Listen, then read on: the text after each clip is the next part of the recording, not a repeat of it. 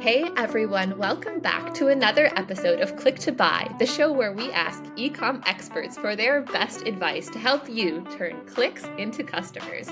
I'm your host, Becca from Instant Page Builder, and today's guest is Codi Smith. Codi is a conversion copywriter and cold traffic strategist. She specializes in optimizing e-com funnels in the health, wellness, and tech industries for cold traffic. That is, people who didn't wake up today planning to buy your product. And she's been selling to cold traffic since 2018 and has been a copywriter for nearly 4 years.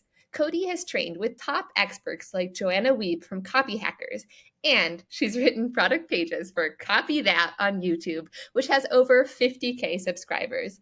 But before specializing in e-com cold traffic, Codi wrote website copy, so she's also had plenty of experience optimizing product pages to increase sales and conversions. Today, she's here to share her insights with my audience on her data-driven conversion copywriting approach.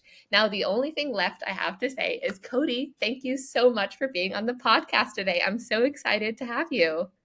Thank you. I appreciate the opportunity. Absolutely. Well, of course, I know a little bit about who you are, and in the intro, we have a little bit of your background, but I would love it if you could tell me like a little bit more. How did you get started in conversion copywriting, and what drew you to focus on e-commerce and cold traffic? Yeah, well, it actually goes back to 2017 because I was a health coach. So I was Okay. building my own website. I was producing content, all the things, Mhm. all the marketing things. And that's when I realized that I actually loved the marketing part of it. And Mhm. so I pursued that. And in 2018, I became an affiliate marketer selling a high ticket branding course to purely cold audiences. And I won a top affiliate Mhm. certification. So that was kind of cool. Then I started helping health coaches and naturopaths with their marketing. So it was like strategy, branding, web design, and their copy. And I couldn't do all of that, right? Because that's a lot. Yeah. So I was like, okay, I have to pick one thing. Mhm. And it just so happened to be that copywriting was the thing that I absolutely loved. And so I went down that path more, and I joined Copy School by Copy Hackers. I got a Mhm. bunch of certifications through them. And then I ended up writing product pages for Copy That on YouTube. And one of the people that helped run that show, Sean McIntyre, who is Mhm. also an Agora financial copywriter, which is like a really good copywriter, right? You have to be really good to be working for Agora. He recruited me for client projects. And so I got a lot of experience through that. And yeah, I chose e-commerce cold traffic because it felt like a natural fit for me. Mhm. And I noticed that many brands struggle to convert cold traffic due to an outdated funnel. And I know, like you mentioned to me before we like hopped on this podcast, that you see conversion copywriting as kind of like a blend of CRO and like direct response copywriting. Based on your experience, like what does that actually look like in practice? Yeah, so from the CRO side of things, we take a Uh-huh. data driven approach. We gather customer insights, surveys, we do social listening, we do review mining, jobs to be done, all of the things. And then we also analyze heat maps, click through rates, bounce rates, user behavior. So every word that we write literally comes from research. But from the direct response side of things, we Mhm. craft emotionally compelling messages, we have strong persuasion techniques. Benefits and transformation is a big thing, objection handling. And we use hooks, scarcity and urgency, not false scarcity and urgency, though, because, I don't like that stuff. But it is very useful in your marketing when you do use it. So we use that. And so together, that looks like combining customer insights from the Mhm. CRO with the persuasive power of direct response, right? And we're always considering the stages of awareness that the reader is in. And we're testing and refining elements, headlines, message hierarchy, the offer. And it all starts with an audit. So we will do an audit first, then we will craft a plan from that audit.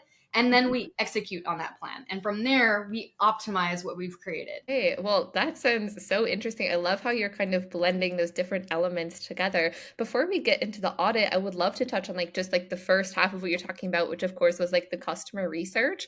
Like, how does that customer research shape the way that you approach this copywriting for like a product page? Yeah, well, it really just informs everything that we do. Uh-huh. So it gives me insight into the tone that I will use on the page, the Hmm. language, the positioning of the product and the messages, the objections that they have, the pain points, desires, all those good things.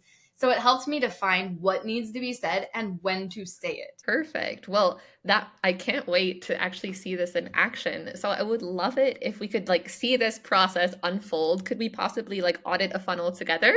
Yeah, totally. I just want to preface this by saying that this Uh-huh. funnel is not fully live anymore. It was just recently. So it's in my swipe file, but because Okay. the ad has been removed, that is the only part that's not live, but the advertorial is still live.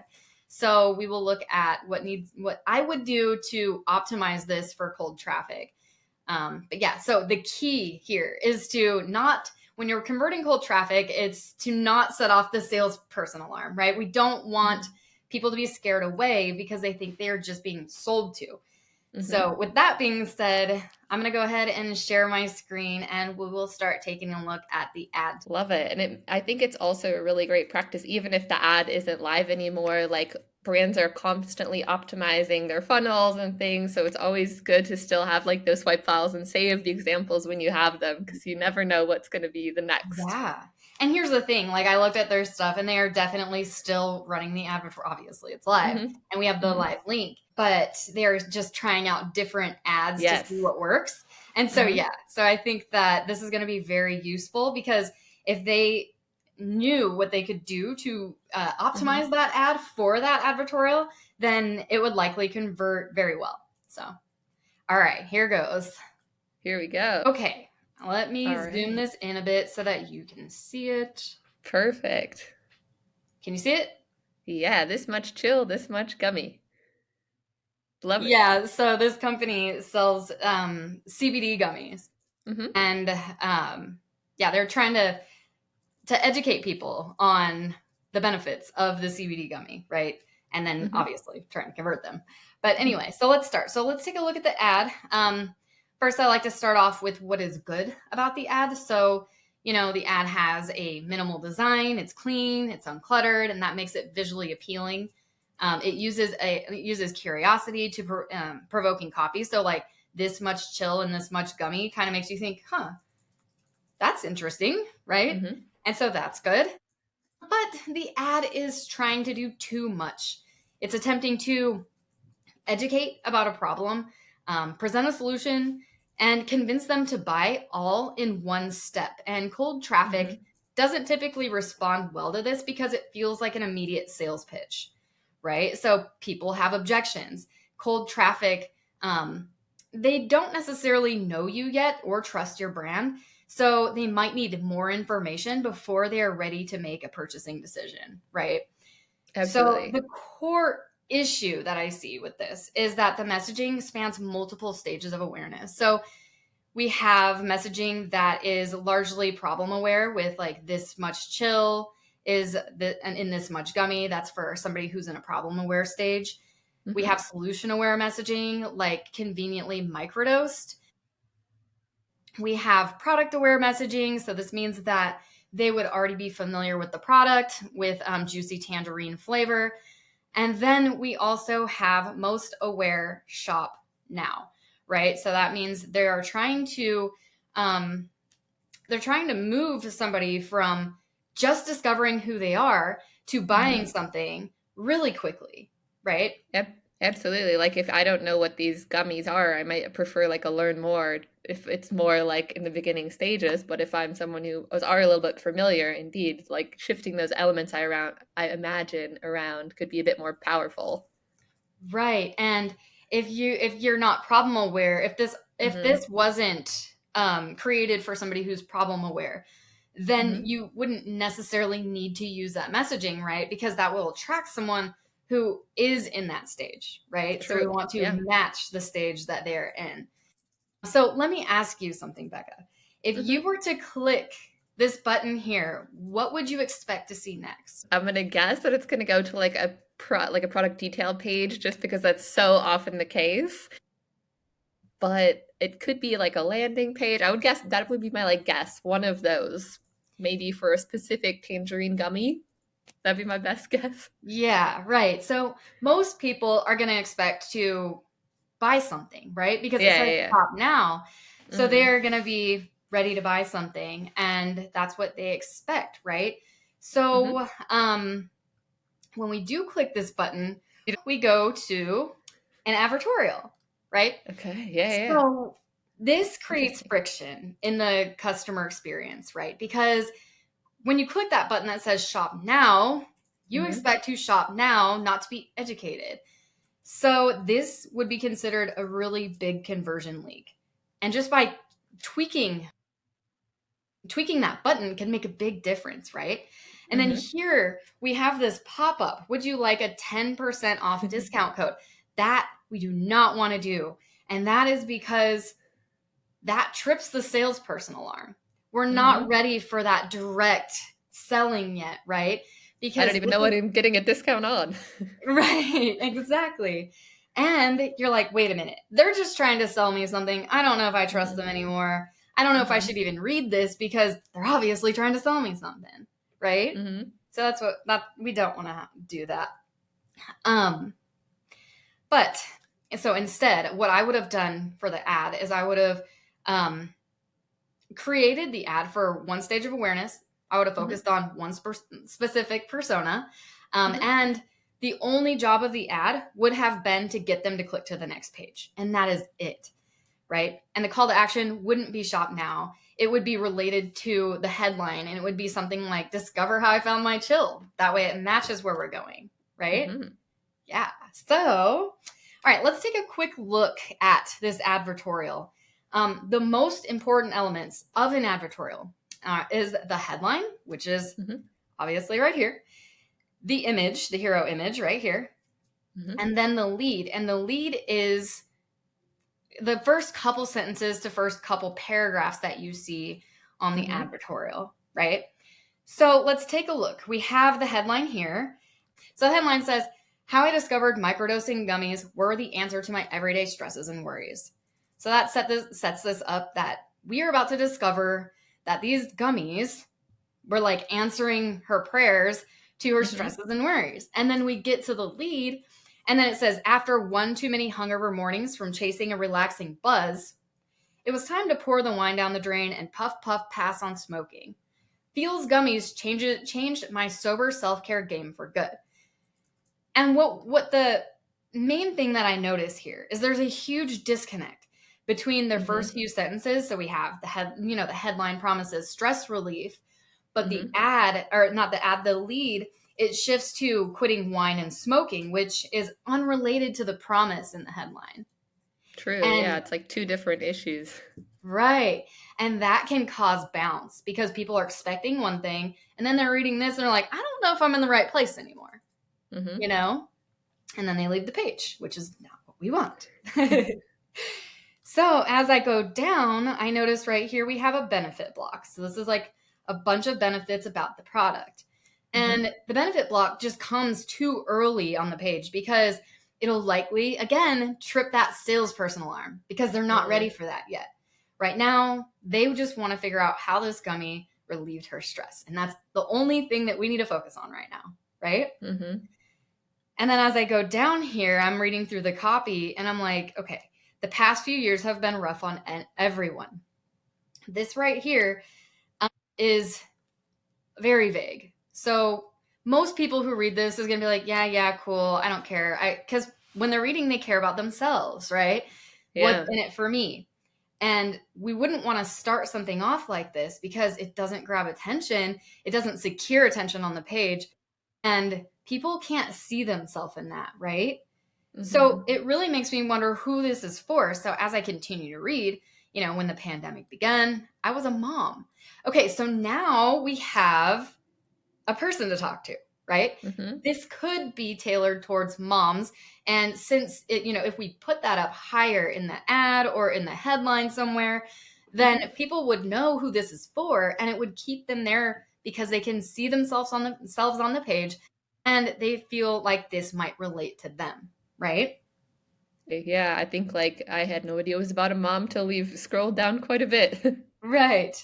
Yeah. So if somebody like, and it wouldn't always happen to everyone, but it is a conversion leak. So, if it's Mm-hmm. not relatable to someone who's not even a parent, then this Yeah. isn't going to secure that attention as good as it could, right? Mm-hmm. So what I would say, and I have gone through this advertorial and we can continue to, but I do know that Mm-hmm. we have a time limit here. Yeah, yeah. So I think it's probably best just to leave it at that.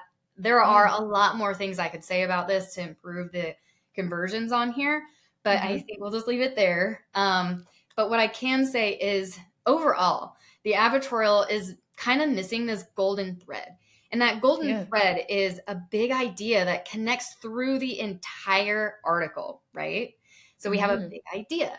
We have one main emotion that we want to allude to, and we want to speak to a specific person. And then we also want to make sure that the stages of awareness, like the flow, is Mm-hmm. linear and it's not all over the place, right? And this advertorial also has that same issue that the ad had with this right here being too direct, Mm-hmm. and what else? There's some other things in here, but again, we don't really have the time, so I'm not going to dig in there. Got to restrain myself. Absolutely. If you're listening in and you want more tips from Cody, if you want to see the rest of this, like put it in the comments and then maybe we have to record a part two because I'm definitely intrigued. Okay, so what I would say is that, yeah, this has a lot of room for optimization. And I haven't even Mm-hmm. I haven't gone deeper into the page. I haven't looked at the offer yet, and we Mm-hmm. haven't even made it to checkout, right? So there's a lot Yeah. to be said. But yeah, anyway, that's all I have for that. Amazing. Thank you so much for sharing. And I think, like, just seeing how you approach your process, this is the sort of thing that anyone could kind of take and then carry down this mindset through their whole funnel, trying to aim for that golden thread that you were talking about to make sure that that storytelling like continues so that each step of the way you don't have those leaks of somebody who encounters something that triggers an alarm because it doesn't feel like the right information on where they are in their shopping journey. That's exactly right. Absolutely. Well, I would love to get some more kind of tips on just kind of your thought process because I think already seeing it in action was super helpful. I know that another thing that you've mentioned to me is that when you're thinking about kind of copywriting, you also really consider like UX principles. Obviously, a lot of traffic these days on online stores comes in through mobile. Do you have any quick advice on how brands could improve like their readability when it comes to copywriting, like for mobile use? Yeah, absolutely. So I would stick to short paragraphs for sure. So Mm-hmm. 1 to 3 sentences, and break the text up probably every 3 to 4 lines of text. It just kind of depends on what font you're using. Mm-hmm. But if you notice that it's becoming a little long, then stick Yeah. something there. And that thing that I'm talking about can be a crosshead. So one of the headlines that go across the page, it could be Mm-hmm. bullet points to help break up the text. It could be images, just things like that. And then always consider white space. So we don't want to overcrowd the page with a ton of different elements on the page, right? Mm-hmm. We want to make sure that the font is a readable font. We wouldn't want to use like a handwritten font and make it really small and then you can't read it, especially for mobile. And making sure that no matter what font you choose, that the size of it is correct for mobile. So that Mm-hmm. leads me to the last thing, which is always QA on mobile, right? So always check the Yes. quality before you send anything out, just to make sure that there's not something in there that can cause issues. Absolutely. And I think like for the same reason why it was so great that when we did the audit, we just like looked at the top of the page. I think like that above the fold is so important on your online store and making sure that the copy like looks great. Sometimes if you don't check to see what it looks like in that mobile viewport, you might have some words that are just kind of floating in the wrong spot. So I think it might seem like a really obvious tip, but not enough brands do it. Yes, absolutely. And of course, like you have lots of great advice out there as a professional copywriter, but for brands that might not have access or have tried working with a professional copywriter yet, do you have any advice on like one thing they could already do today to improve their funnels? Yeah, I would say learn the stages of awareness and how to Uh-huh. apply them to your copy. That's really important. And speak to one person on the page at a time. That's also key to increasing conversions. I think like also in copywriting, sometimes you see really, I think they call it like kind of like these Frankenstein copy where you try to put too many different kind of voices together. It's just kind of like if you can keep to that one perspective, I think it's going Yeah. to be a lot more powerful. So definitely a really strong tip. And I imagine that have used a lot of different like tools or resources when you're like working on your process with brands. Are there any tools or resources you want to shout out for brands that are looking to better understand their customers or improve their copywriting? Yeah, I would say Mouseflow or Lucky Orange is really good for like heat map recordings and things like Hmm. that. I use fillout.com for surveys. Some people use Typeform and there's other surveys, obvious or apps out there that you can use. But I really like Fillout. It has a lot of versatility and you can do a lot with it. And the data reporting on it's pretty decent. Hmm. And then I would say to read Breakthrough Advertising by Eugene Schwartz to learn about the stages of awareness, because that will be very helpful as well. Excellent. We'll definitely have to link some of those recommendations in our show notes for anyone who's listening and who wants to take advantage of some of those resources. I'm always looking for more good reads myself, so we'll definitely take a read maybe this weekend. I've been looking for what I need to buy this Black Friday, so that book might hit the list. Looking ahead, do you have any trends or shifts that you think are going to be emerging in this e-commerce copywriting space? Yeah, I think personalization is a really important thing to focus on. Hmm. I wouldn't even call it a trend. I think it's more so something that's here to stay. It's And happening. yeah, you agree? Yes, absolutely. So yeah, individuals have to be able to see themselves on a page. There's plenty of data out there that shows that they are really, really big on personalization and they care about that a lot. So they want to have a personalized experience. And since that already also increases conversions, I would really Hmm. focus there. Then I would say I think that in the future we are going to continue to use data-driven decisions. Like we're going to want to make data-driven decisions, right? Hmm. um, and putting it in copy because I feel like we make data driven decisions a lot when it comes to like the big picture things like how the structure Hmm. of the funnel will be or something like that, but I don't think that it makes it to the page enough, so I think that we need to incorporate that. And then I think positioning in an Hmm. AI dominant world is going to be important, so getting your brand on point and standing out will be key because AI has created this like sea of generic out there. Yes, yes. Yeah, and so to really position yourself in a strong way is going to be important.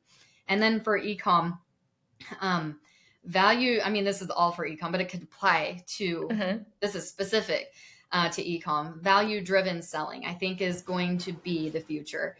We have a lot of younger generations that care about value and they care Mhm. about like doing something that's good for everyone, right?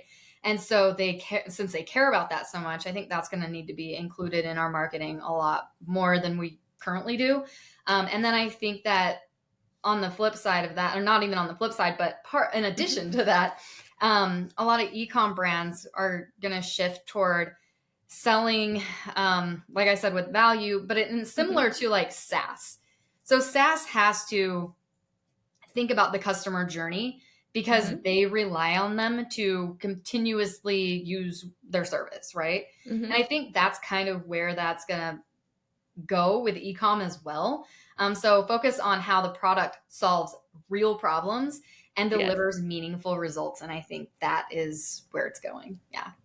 Absolutely. Thank you for those trends and insights. And if those things come true, I'll be sure to say we heard it here first on Click to Buy by Codi. We have the soundbite to prove it. Well, I would love to chat with you for like another half hour, but of course, we like to keep our episodes short and sweet. But before you go, I always need to ask my guest for their click-worthy tip. So if you can leave our guests with one short piece of advice, what would it be for how they can craft their e-com funnels by improving their copy? Any words of wisdom or short mantra? Yeah, I would say, leverage cold traffic. Um, a lot of ecom brands are focused just on the people who are buying now, but this leaves so much opportunity for you, right? But don't just guess at your funnel. It's really important to be strategic and take on that conversion copywriting approach. Absolutely. Well, you heard it here first. Don't just guess, get into the details. And of Codi, of course, I know where to find you if I need more of your advice. But for those listening in, where's the best place to find you online? Yeah, you can connect with me on LinkedIn or you can email me directly at codi@codismith.com. I also host a workshop called How to Maximize Your Revenue from Cold Traffic. And you can feel free to reach out if you'd like more details on that. And yeah. Thank you so much. I'll be sure to link those resources on our show notes so anyone listening in who wants to learn more, you know where to go. And that's a wrap on today's episode of Click to Buy. Thank you so much, Codi, for being on the show today. Once again, I'm your host, Becca, coming at you from Instant Page Builder. If you enjoyed today's episode, please be sure to like, subscribe, leave a review. Let me know what you want me to talk about next. And until next time, keep turning those clicks into buys.